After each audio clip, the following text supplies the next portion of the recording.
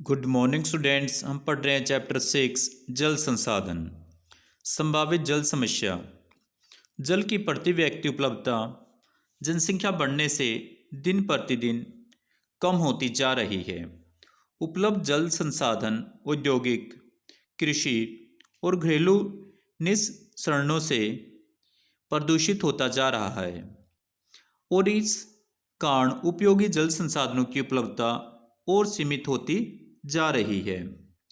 जल के गुणों का ह्रास। जल गुणवत्ता से तात्पर्य जल की शुद्धता अथवा अनावश्यक बाहरी पदार्थों से रहित जल से होता है। जल बाह्य पदार्थों जैसे सूक्ष्म जीवों, रासायनिक पदार्थों, औद्योगिक और अन्य अपशिष्ट पदार्थों से प्रदूषित होता है। इस प्रकार के पदार्थ जल के गुणों में कमी लाते हैं और इसे मानव उपयोग के योग्य नहीं रहने देते। जब विषैले पदार्थ झीलों, सरिताओं, नदियों, समुद्रों और अन्य जलाशयों में प्रवेश करते हैं, वे जल में घुल जाते हैं अथवा जल में निलंबित हो जाते हैं।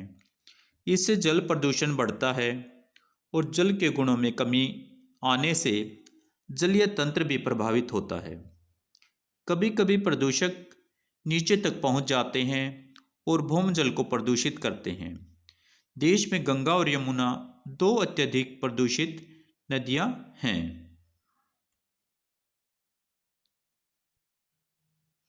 जल संरक्षण और प्रबंधन। अलवणीय जल की घटती हुई उपलब्धता और बढ़ती मांग से सतत पोषणीय विकास के लिए इस महत्वपूर्ण जीवनदायी संसाधन के संरक्षण और प्रबंधन की आवश्यकता बढ़ गई है। विलवणीकरण द्वारा सागर महासागर से प्राप्त जल उपलब्धता उसकी अधिक लागत के कारण नगण्य हो गई है। भारत को जल संरक्षण के लिए तुरंत कदम उठाने हैं और प्रभावशाली नीतियां और कानून बनाने हैं और जल संरक्षण हेतु प्रभावशाली उपाय अपनाने हैं। जल बचत तकनीक और विधियों के विकास के अतिरिक्त प्रदूषण से बचाव के प्रयास भी करने चाहिए। जल संभर विकास, वर्षा जल संग्रहण, जल के पुनः चक्रण और पुनः उपयोग और लंबे समय तक जल की आपूर्ति के लिए जल के संयुक्त उपयोग को प्रोत्साहित करने की आवश्यकता है। जल प्रदूषण का निवारण। उपलब्ध जल संसाधनों का तेजी से निम्नीकरण हो रहा है। देश की मुख्य नदियों में प्राय पहाड़ीय क्षेत्रों के ऊपरी भागों तथा कम बसे क्षेत्रों में अच्छी जल गुणवत्ता पाई जाती है। मैदानों में नदी जल का उपयोग गहन रूप से कृषि, पीने, घरेलू और औद्योगिक उद्देश्यों के लिए किया जाता है। अपवाहिकाओं के साथ कृषिगत उर्वरक और कीटनाशक, घरेलू ठोस और अपशिष्ट पदार्थ और औद्योगिक बहिर्स्राव नदी में मिल जाते हैं। नदियों में प्रदूषकों का संकेंद्रण गर्मी के मौसम में बहुत अधिक होता है क्योंकि उस समय जल का प्रभाव कम होता है। केंद्रीय प्रदूषण नियंत्रण बोर्ड राज्य प्रदूषण नियंत्रण बोर्ड के साथ मिलकर 507 स्टेशनों की राष्ट्रीय जल संसाधन की गुणवत्ता का मॉनिटरिंग किया जा रहा है। इन स्टेशनों से प्राप्त किया गया आंकड़ा दर्शाता है कि जैव और जीवाणुक संदूषण नदियों में प्रदूषण का मुख्य स्रोत है। दिल्ली और इटावा के बीच यमुना नदी देश में सबसे अधिक प्रदूषित नदी है। दूसरी प्रदूषित नदियां अहमदाबाद में साबरमती, लखनऊ में गोमती, मदुरई में काली, अड्यार, कुअम, वैगई, हैदराबाद में मूसी तथा कानपुर और वाराणसी में गंगा है। भूमजल प्रदूषण देश के विभिन्न भागों में भारी विषैली धातुओं, फ्लोराइड और नाइट्रेट्स के संकेंद्रण के कारण होता है। वैधानिक व्यवस्थाएं जैसे जल अधिनियम 1974, प्रदूषण का निवारण और नियंत्रण और पर्यावरण सुरक्षा अधिनियम 1986 प्रभावपूर्ण ढंग से क्रियान्वित नहीं हुए हैं। परिणाम यह है कि 1997 में प्रदूषण फैलाने वाले 251 उद्योग नदियों और झीलों के किनारे स्थापित किए गए थे। जल उपकर अधिनियम 1977, जिसका उद्देश्य प्रदूषण कम करना है, उसके भी सीमित प्रभाव हुए। जल के महत्व और जल प्रदूषण के अधिक प्रभावों के बारे में जागरूकता का प्रसार करने की आवश्यकता है। जन जागरूकता और उनकी भागीदारी से कृषिगत कार्यों तथा घरेलू और औद्योगिक विसर्जन से प्राप्त प्रदूषकों में बहुत प्रभावशाली ढंग से कमी लाई जा सकती है। जल का पुनः चक्र और पुनः उपयोग। पुनः चक्र और पुनः उपयोग दूसरे रास्ते हैं जिनके द्वारा अलवणीय जल की उपलब्धता को सुधारा जा सकता है।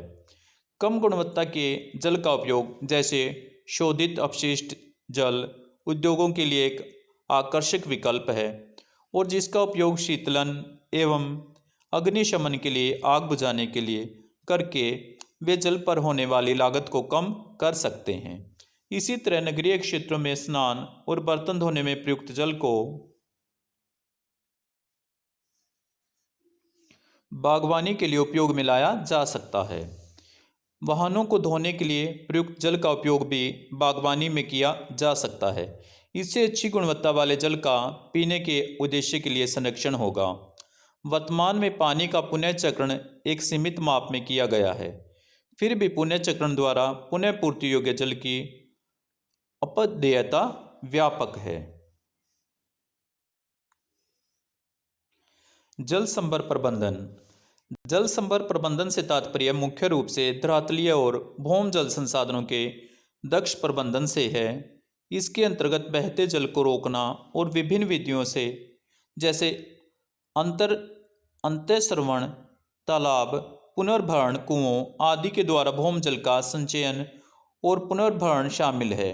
तथापि विस्तृत अर्थ में जल संभर प्रबंधन के अंतर्गत सभी संसाधनों, प्राकृतिक जैसे भूमि, जल, पौधे और प्राणियों, और जल संभर सहित मानवीय संसाधनों के संरक्षण, पुनरुत्पादन और विवेकपूर्ण उपयोग को सम्मिलित किया जाता है। जल संभर प्रबंधन का उद्देश्य प्राकृतिक संसाधनों और समाज के बीच संतुलन लाना है। जल संभर व्यवस्थाओं की सफलता मुख्य रूप से संप्रदाय के सहयोग पर निर्भर करती है। केंद्रीय और राज्य सरकारों ने देश में बहुत से जल संभर विकास और प्रबंधन कार्यक्रम चलाए हैं। इनमें से कुछ गैर सरकारी संगठनों द्वारा भी चलाए जा रहे हैं।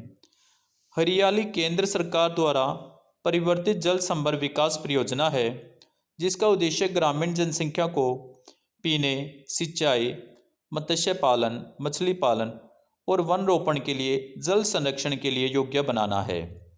परियोजना लोगों के सहयोग से ग्राम पंचायतों द्वारा निष्पादित की जा रही हैं, लागू की जा रही हैं। नीरू मीरू जल और आप कार्यक्रम आंध्र प्रदेश में और अरावरी पानी संसद अलवर राजस्थान के अंतर्गत लोगों के सहयोग से विभिन्न जल संरक्षण संरचनाएं, जैसे अंतःस्रवण, तालाब, ताल, जोहड़ की खुदाई की गई है और रोक बांध बनाए गए हैं। तमिलनाडु में घरों में जल संग्रहण संरचना को बनाना आवश्यक कर दिया गया है सरकार के द्वारा। किसी भी इमारत का निर्माण बिना जल संरक्षण संरचना बनाए बिना नहीं किया जा सकता। कुछ क्षेत्रों में जल संभर विकास परियोजनाएं पर्यावरण और अर्थव्यवस्था का कायाकल्प करने में सफल हुई हैं। फिर भी सफलता कुछ की ही कहानियां हैं। अधिकांश घटनाओं में कार्यक्रम अपने उदीयमान अवस्था पर ही हैं। देश में लोगों के बीच जल संभर विकास और प्रबंधन के लाभों को बताकर जागरूकता उत्पन्न करने की आवश्यकता है और इस एकीकृत जल संसाधन प्रबंधन उपागम द्वारा जल उपलब्धता सतत पोषणीय आधार पर निश्चित रूप से की जा सकती है। वर्षा जल संग्रहण।